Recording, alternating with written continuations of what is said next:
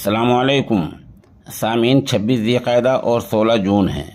ख़बर का उन्वान है गुजरात में आए तूफ़ान से कहां और कितना नुकसान हुआ है।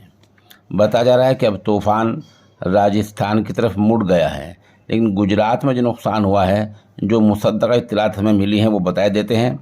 और पहली बतला दूं कि अभी चूँकि बहुत से इलाकों में बिजली नहीं है, नेट की सेवाएं खिदमत ठप हो चुकी हैं, इसलिए बहुत सारी बातें बाद में मालूम होंगी। अब सुबह के 9 बजने जा रहे हैं, अभी तक हमें ये मालूमात हुई हैं। गुजरात में रात में जो तूफ़ान आया है उसमें ख़ासा नुकसान हुआ है। ये तूफ़ान पहले ज़िला कच्छ और फिर भावनगर पहुंचा, जहां गांव भंडार में पानी से बकरियों को बचाते हुए 55 साल के राम जी और उसका 22 साल बेटा राकेश परमार की मौत हो गई है। एक दूसरी खबर से एजेंसी में बताया गया है कि तूफ़ान की वजह से महेसाना, दाहोद, खंबात और भावनगर में 5 लोगों की मौत हुई है। उधर तूफ़ान में 22 लोग ज़ख्मी बताए गए हैं। ये तूफ़ान ज़िला कच्छ में जखाऊ बंदरगाह से टकराया और यही जखाऊ इलाके से ही ज़मीन की तरफ बढ़ा।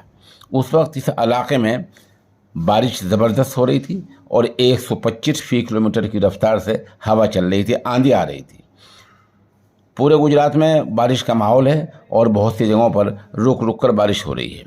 तूफ़ान का चक्र लगभग 50 किलोमीटर के एरिया में था। गुजरात के 7 ज़िले और 450 गांव बिल्कुल अलर्ट पर हैं कि कभी भी नुकसान हो सकता है।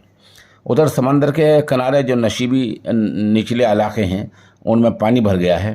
2 दर्जन से ज़्यादा मवेशियों की मौत की खबर है और कई इलाकों में लगभग 500 पेड़ उखड़ गए हैं और 200 बिजली के खंभे टूट गए हैं, जिस वजह से लगभग 1000 देहात में बिजली की सप्लाई मुतासिर रही है। शहर मांडवी में बिजली पूरी तरह गायब रही है।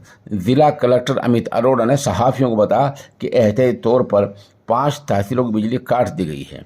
गुजरात में अगले 3 दिनों तक कुछ रेलगाड़ियाँ रद्द भी कर दी गई हैं, कुछ का निज़ामुल औक़ात टाइम टेबल बदल दिया गया है।